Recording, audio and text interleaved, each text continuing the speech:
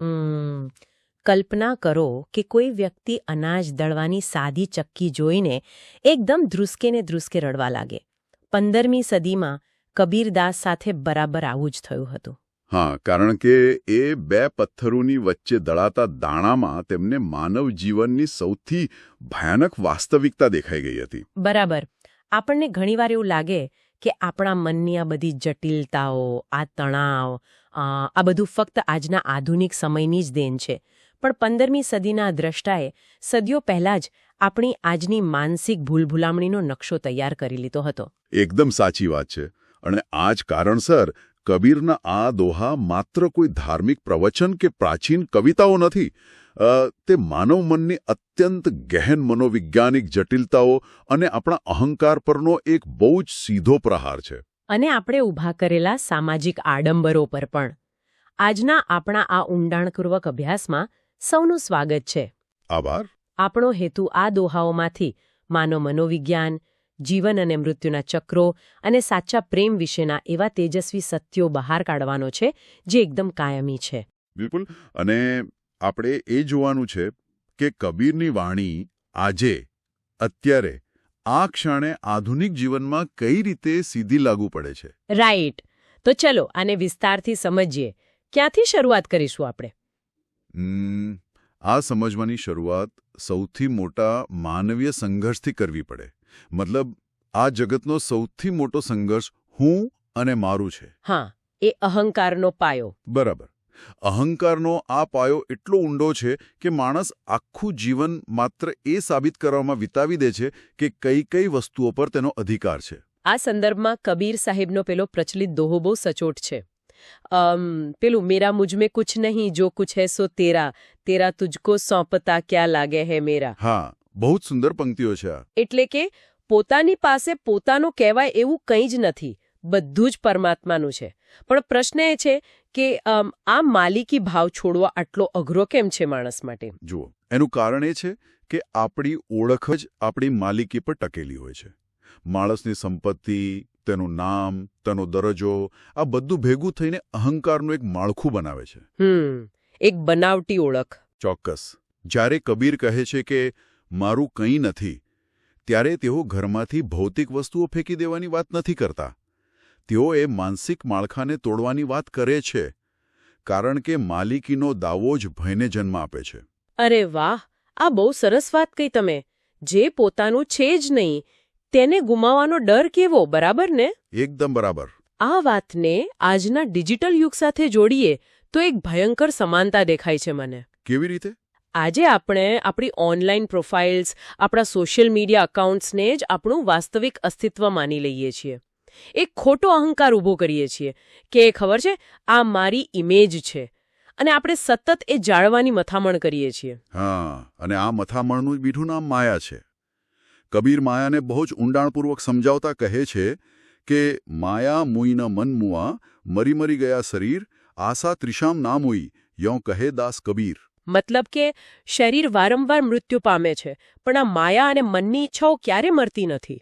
બિલકુલ. અનેક જન્મો પછી પણ તે જીવંત જ રહે છે. આ દોહો વાંચીને આજના પેલા સબસ્ક્રિપ્શન ટ્રેપ અથવા ઓનલાઈન શોપિંગ કાર્ટની યાદ આવી જાય. હા હા, એકદમ સાચું. મતલબ માણસ સતત કંઈક ને કંઈક પોતાના કાર્ટમાં ઉમેરતો જ રહે છે. એક ઈચ્છા પૂરી થાય કે તરત જ બીજી ઊભી થઈ જાય. શરીર થાકી જાય છે, પણ પેલી વિશ લિસ્ટ કે ઈચ્છાઓની યાદી ક્યારે પૂરી થતી જ નથી. જો આપણે આને મોટા ચિત્ર સાથે જોડીએ તો કબીર આપણને સમજાવી રહ્યા છે કે માયા એટલે માત્ર બેંક બેલેન્સ કે ભૌતિક સંપત્તિ નહીં. માયા એટલે કાયમીપણાનો ભ્રમ. કાયમીપણાનો ભ્રમ એટલે કે બધું જ હંમેશા રહેશે એવો વિચાર. હા, આ એવી માનસિક સ્થિતિ છે જ્યાં માણસને એવું લાગે છે કે તેની ફલાણી ઈચ્છાઓ સંતોષાશે એટલે તેને કાયમી સુખ મળી જશે. અને આ ભ્રમ જ સૌથી મોટી પાપણી છે. કબીરે લખ્યું છે ને, કબીર માયા પાપણી, હરીસું કરે હરામ. હા, આ દોહામાં તેઓ કહે છે કે આ માયા મુખ પર દુર્બુદ્ધિનું તાળું મારી દે છે અને ઈશ્વરનું નામ લેવા દેતી નથી. પણ આ દુર્બુદ્ધિનું તાળું કામ કેવી રીતે કરે છે? એક્ઝેક્ટલી શું છે આ તાળું? દુર્બુદ્ધિનું તાળું એટલે માનસિક અંધાપો. માયા માણસના મનને એ હદે ઢાંકી દે છે કે તેને સત્ય અને અસત્ય વચ્ચેનો ભેદ દેખાતો બંધ થઈ જાય છે. ઓહ, એટલે માણસ પોતાની તૃષ્ણાઓને જ પોતાનું અંતિમ લક્ષ્ય માની બેસે છે. બિલકુલ. અને જે વાસ્તવિક છે, જે શાશ્વત છે, તેનાથી સાવ વિમુખ થઈ જાય છે. તો પછી એક મોટો સવાલ એ થાય કે જો માયા અને અહંકાર આટલી મજબૂત જાળ હોય અને જો મન જ આટલી હદે છેતરાઈ જતું હોય તો પછી આમાંથી બહાર આવવાનો કોઈ રસ્તો ખરો? રસ્તો છે ને, અને રસ્તો પણ મનની અંદર જ રહેલો છે. અચ્છા. હા, કબીર બહુ સ્પષ્ટ રીતે કહે છે, મન કે હારે હાર હૈ, મન કે જીતે જીત. કહે કબીર હરી પાઈએ, મન હી કી પડતી. એટલે હાર અને જીત એ બાહ્ય સંજોગો નથી, તે મનની આંતરિક અવસ્થા છે. ચોક્કસ. મનના અતૂટ વિશ્વાસથી જ એ પરમાત્માની પ્રાપ્તિ થાય છે. પણ મારે અહીં એક કાઉન્ટર પ્રશ્ન પૂછવો છે. મતલબ આજના સમયમાં પોઝિટિવ માઇન્ડસેટ કે મેનિફેસ્ટેશનનો બહુ ટ્રેન્ડ ચાલે છે. હા, એ તો છે. આ જ છીછરા મોટિવેશનની વાત કરી રહ્યા છે? ના ના, આ બંને વચ્ચે જમીન આસમાનનો તફાવત છે. કબીરનો મનનો વિશ્વાસ એ કોઈ સુવિધાજનક હકારાત્મકતા નથી. તે એક અત્યંત કઠોર પારદર્શિતા છે. કઠોર પારદર્શિતા. હા, આ વાત તેમના અન્ય એક દોહામાંથી સ્પષ્ટ થાય છે. સાચ બરાબરી તપ નહીં, झूठ બરાબર પાપ. જાકે હૃદય સાચ હૈ, તાકે હૃદય આપ. એટલે કે સત્ય સમાન કોઈ તપસ્યા નથી અને જૂઠ સમાન કોઈ પાપ નથી. પણ માત્ર રોજબરોજના જીવનમાં કોઈનું ખરાબ ન કરવું કે સાચું બોલવું, શું એ વર્ષોની કઠિન આધ્યાત્મિક સાધનાની બરાબરી કરી શકે ખરું? જુઓ, અહીં સત્યનો અર્થ માત્ર જીભથી બોલાતા સત્ય પૂરતો મર્યાદિત નથી. આ એક આખું મનોવૈજ્ઞાનિક મિકેનિઝમ છે. ઓકે, કઈ રીતે? સત્ય એટલે પોતાના આંતરિક સ્વરૂપ પ્રત્યેની સંપૂર્ણ, નિર્દય પ્રામાણિકતા.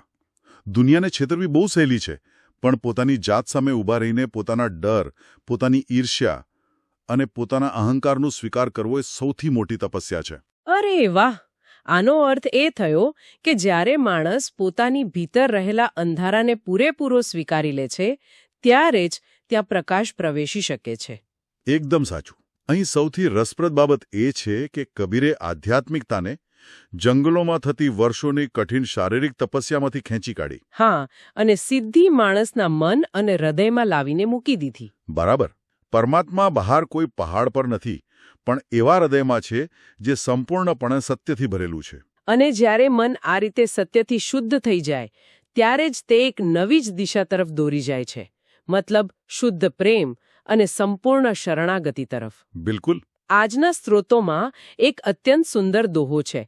તું કરતા તું ભયા, મુજમે રહી ન હું. એટલે ઈશ્વરને તું છે કહેતા કહેતા અહંકાર સાવ ઓગળી જાય છે. આ અદ્વૈતની પરાકાષ્ઠા છે. અદ્વૈતની. હા, કારણ કે જ્યાં સુધી દ્વૈત છે, એટલે કે ભક્ત અલગ છે અને ભગવાન અલગ છે, ત્યાં સુધી અહંકાર જીવંત છે. પણ જ્યારે અહંકારનું હું નષ્ટ થાય છે, ત્યારે માત્ર તે જ બચે છે. અન્ય આ સ્થિતિ એક જ શરતે પ્રાપ્ત થાય છે, અને તે છે પ્રેમ. કબીર કહે છે ને કે જ્યારે એક ઈશ્વર પ્રેમી બીજા પ્રેમીને મળે છે, ત્યારે અંદરનું વાસનાઓનું ઝેર અમૃત બની જાય છે. પણ આ પ્રેમના સંદર્ભમાં કબીરનો એક દોહો ખૂબ જ કઠોર છે. મતલબ કદાચ આજના યુગમાં પચાવવો ઘણો અઘરો છે. કયો દોહો? તેઓ કહે છે, કબીર કુત્તા રામ કા મુતિયા મેરા નાવ, ગલે રામ કી જેવડી જીત ખેંચે તિજ જાઉં. હા હા, આ બહુ જ શક્તિશાળી પ્રતીક છે. પણ પોતાને રામનો કૂતરો કહેવો અને ગળામાં સાંકળ બાંધીને રામ જ્યાં લઈ જાય ત્યાં જવાની વાત કરવી, આજના જમાનામાં જ્યાં સ્વતંત્રતા અને પેલી ફ્રી વિલને સૌથી મોટું મૂલ્ય માનવામાં આવે છે, ત્યાં કોઈનો કૂતરો બનવાની વાત એક ભયંકર ગુલામી જેવી નથી લાગતી? હું સમજી શકું છું તમારી વાત. માણસ પોતાની સ્વતંત્ર ઈચ્છાશક્તિ શા માટે જતી કરે? આધુનિક મન માટે આ સ્વીકારવું ચોક્કસ આઘાતજનક છે, કારણ કે આપણે ગુલામી અને પસંદગીની શરણાગતિ વચ્ચેનો ભેદ ભૂલી ચૂક્યા છીએ. એ બંને અલગ છે. સાવ અલગ. ગુલામીમાં બળજબરી છે, તેમાં પીડા છે, પરંતુ કબીર અહીં જે કૂતરાનું રૂપક વાપરે છે તે અતૂટ વફાદારી અને પ્રેમનું પ્રતીક છે. હો, એટલે કે આ શરણાગતિ કોઈ મજબૂરી નથી, પણ એક સભાન નિર્ણય છે. બિલકુલ. આ પ્રેમનું સર્વોચ્ચ સ્વરૂપ છે. જ્યારે કોઈ વ્યક્તિ પોતાના જીવનના વાહનનું સ્ટીયરિંગ વ્હીલ સર્વોચ્ચ સત્તાને સોંપી દે છે, ત્યારે જીવનનો બધો જ ભાર હળવો થઈ જાય છે. હા, નિર્ણયો લેવાની ચિંતા ખતમ થઈ જાય છે. બરાબર. બાળપણમાં જ્યારે કોઈ બાળક પિતાની આંગળી પકડીને ચાલતું હોય, ત્યારે તેને રસ્તો ખોવાઈ જવાની કોઈ ચિંતા હોતી નથી. કબીર એ જ કહે છે કે આ પ્રેમના બંધનમાં જ સાચી મોજ છે. અરે વાહ, આ ઉદાહરણ બહુ સરસ આપ્યું. પણ આ શરણાગતિના ઘર સુધી પહોંચવાનો માર્ગ ફૂલોથી પથરાયેલો તો નથી જ. ના, જરા નહીં. કબીર સ્પષ્ટ ચેતવણી આપે છે, ખબર છે? કબીર યહુ ઘર પ્રેમ કા, ખાલા કા ઘર નાહી, સીસ ઉતારે હાથી કરી, સો પૈઠે ઘર માહી. હા, માસીનું ઘર નથી. રાઈટ. આ ઈશ્વરનું ઘર પ્રેમનું છે, કોઈ માસીનું ઘર નથી કે જ્યાં મન ફાવે તેમ પ્રવેશી શકાય. અહીં માથું કાપીને હાથમાં રાખવાની વાત છે. જો અહીં માથું કાપવું એ માત્ર એક કાવ્યાત્મક રૂપક નથી. તો શું છે? માથું એટલે આપણો બૌદ્ધિક અહંકાર, આપણા તર્ક વિતર્ક અને આપણી સામાજિક પ્રતિષ્ઠા. જ્યાં સુધી આ માથું ખભા પર છે, એટલે કે જ્યાં સુધી માણસ પોતાના અહંકારને વળગી રહે છે, ત્યાં સુધી તે શુદ્ધ પ્રેમના ઘરમાં પ્રવેશ કરી શકતો જ નથી.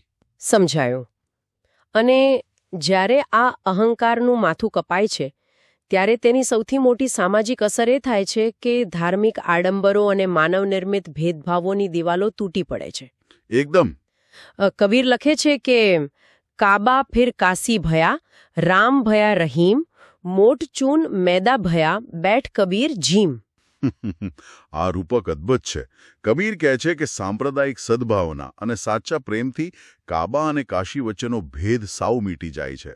તો આ બધાનો અર્થ શું છે? આ જાડો લોટ અને પેલો ઝીણો મેંદો એ બરાબર શું છે? બહુ જ ઊંડો અર્થ છે આનો. ભેદભાવ, સંપ્રદાયોના વાળા અને ઊંચ નીચના જે ખ્યાલો છે ને, એ જાડો લોટ છે. અચ્છા. તે કઠોર છે અને તેમાં ખરબચડાપણું છે. ગળામાં ઉતારવો અઘરો છે. પણ જ્યારે સમાનતા અને એકતાનું સાચું જ્ઞાન થાય, ત્યારે એ જ લોટ દાઈને એકદમ મુલાયમ અને ઝીણો મેંદો બની જાય છે. કબીર કહે છે કે હું તો આ એકતાનો મેંદો જ જમું છું. પણ મને એક પ્રશ્ન થાય કે જ્યારે આ એકતાનો આટલો ઝીણો અને શાંતિદાયક મેંદો ઉપલબ્ધ છે, તો પણ સદીઓથી માણસજાત શા માટે પેલા ભેદભાવના જાડા લોટને જ પકડી રાખવા મથે છે? મતલબ, આપણે એકતા કરતાં વિભાજનને કેમ વધુ પસંદ કરીએ છીએ? આ એક બહુ મહત્વપૂર્ણ પ્રશ્ન ઊભો કરે છે.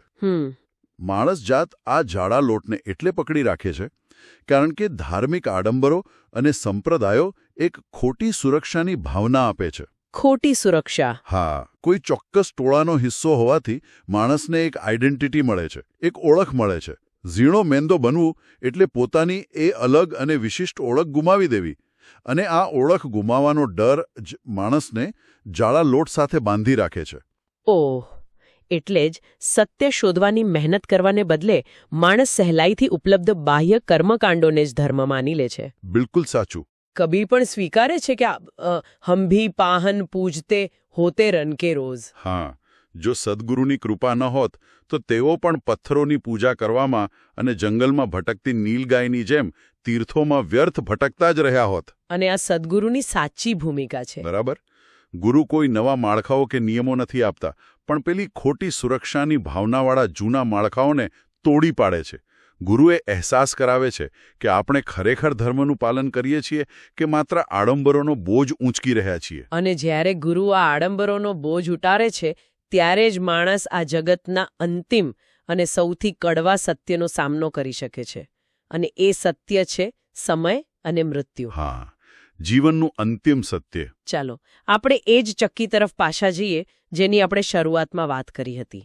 ચાકી ચલતી દેખી કઈ, દિયા પબીરા રોય, દોઈ પટ ભીતર આઈ કે, સાલિમ બચા ન કોઈ. સમય રૂપી કાળની ચક્કી સતત ફરી રહી છે. આકાશ અને ધરતીના બે પડ વચ્ચે માણસ પોતાના કર્મો સાથે પીસાઈ રહ્યો છે. કરે વ્યાપાર, બિન દાંડી બિન પાલડે, તોલે સબ સંસાર. આનો અર્થ એ કે પરમાત્મા એવો વેપારી છે જેની પાસે ભૌતિક ત્રાજવું નથી, છતાં એક એક કર્મનો હિસાબ એકદમ સચોટ થાય છે. બરાબર. અને આ કર્મના હિસાબને કારણે જીવ જન્મ મરણના ચક્રમાં ફસાયેલો રહે છે. આ જન્મ મરણના ચક્રને કબીર એટલું વ્યર્થ માને છે કે તેઓ એક જગ્યાએ કહે છે, બેટા જાયે ક્યાં હુઆ, કહાં બજાવે થાલ. એટલે કે પુત્ર જન્મ પર થાળીઓ વગાડીને ખુશી શા માટે મનાવવી? હા, કારણ કે આ જીવ તો 84 લાખ યોનિઓમાં ગટરમાં આવતા જતા કીડાઓની જેમ જ માત્ર આવ જા કરી રહ્યો છે. આ સાંભળવામાં ઘણું કડવું છે. કડવું છે, પણ તે વાસ્તવિકતાનો અરીસો છે. અહીં વાત ખરેખર ખૂબ જ રસપ્રદ બને છે. જુઓ, કારણ કે અહીં એક બહુ મોટો વિરોધાભાસ ઊભો થાય છે. કેવો વિરોધાભાસ? એક તરફ કબીર કાળની ચક્કી જોઈને રડે છે, જન્મભર અફસોસ વ્યક્ત કરે છે, પણ બીજી તરફ જ્યારે મૃત્યુની વાત આવે છે ત્યારે તેઓ કહે છે, जिस मरणे થઈ જગ ડરે સો મેરે આનંદ, કબ મરી હું કબ દેખી હું પૂરણ પરમાનંદ. હા, આ બહુ પ્રખ્યાત પંક્તિઓ છે. જે મૃત્યુથી આખો સંસાર ડરે છે તે તેમના માટે આનંદનો વિષય છે. આ બંને વિરોધી બાબતો એક સાથે કેવી રીતે સંભવ છે? મતલબ ચક્કી જોઈને રડવું અને મૃત્યુ જોઈને આનંદિત થવું. આ વિરોધાભાસમાં જ કબીરની આખી ફિલોસોફીનો અર્ક છુપાયેલો છે. કઈ રીતે? કબીરનું જે રડવું છે ને, તે પોતાના માટે નથી. તેઓ એ અજ્ઞાની જીવો માટે રડે છે, જેઓ માયામાં, પેલી હું અને મારાના અહંકારમાં ફસાઈને સમયની ચક્કીમાં વારંવાર પીસાઈ રહ્યા છે. તેમનો આ અફસોસ એક વ્યાપક કરુણા છે. એટલે કે રડવું એ જગતની પીડા માટે છે. હા, અને તેમનો જે આનંદ છે તે પોતાના માટે છે. કેમ કે તેઓ સત્ય જાણી ગયા છે. બિલકુલ. કારણ કે તેઓ એ સત્ય પામી ચૂક્યા છે. તેમણે પોતાના અહંકારનું માથું કાપી નાખ્યું છે. તેમને ખબર છે કે આ શરીર માત્ર એક માટીનો ઘડો છે. મૃત્યુ એ જીવનનો અંત નથી, પણ માત્ર એ ઘડો તૂટવાની પ્રક્રિયા છે. અરે વાહ! જ્યારે દેહરૂપી ઘડો તૂટે છે ત્યારે અંદર રહેલી હવા અને બહારની હવા એકરૂપ થઈ જાય છે. આત્મા પરમાત્મામાં ભળી જાય છે. માટે મૃત્યુ તેમના માટે ભય નહીં, પણ પરમાનંદના મિલનનો એક દરવાજો છે. ઓહ, આ ઊંડાણ ખરેખર અવાક કરી દે તેવું છે. જો આપણે આખી યાત્રાને એક જ દોરામાં પરોવીએ તો સમજાય છે કે કબીર માત્ર તત્વજ્ઞાન નથી પીરસતા, પણ માનસિક મુક્તિનો આખો નકશો આપે છે આપણને. સાચી વાત. આપણે જોયું કે કઈ રીતે માયા એ માત્ર ભૌતિક વસ્તુઓ નથી, પણ આપણી ન મળતી તૃષ્ણાઓ છે. અહંકારથી છૂટવા માટે મનની નિર્દય પ્રામાણિકતા જરૂરી છે. અને એ પ્રામાણિકતા સંપૂર્ણ શરણાગતિ તરફ દોરી જાય છે, જે આડંબરોને તોડીને અંતે મૃત્યુના ભયને આનંદમાં ફેરવી દે છે. બરાબર. જો આ પ્રાચીન જ્ઞાનને આજના સંદર્ભમાં મૂકીએ તો કબીર એક મહાન માઇન્ડફુલનેસ ગાઈડ તરીકે ઉભરી આવે છે. હા, એ સાચું. આજે માણસ માહિતીના અતિરેક અને ભૌતિકવાદી દોડમાં એટલો ઘેરાયેલો છે કે તે પોતાની આંતરિક શાંતિ સાવ ગુમાવી બેઠો છે. આ દોહા એ દોડતા માણસને અટકાવીને પૂછે છે કે આ આછી મથામણનો અંત શું છે? બહુ જ સચોટ વાત કરી. આજના આ ઊંડાણપૂર્વક અભ્યાસના અંતે એક એવો વિચાર મૂકવો છે જે થોડો અગવડભર્યો હોવા છતાં અત્યંત જરૂરી છે. ચોક્કસ, જણાવો.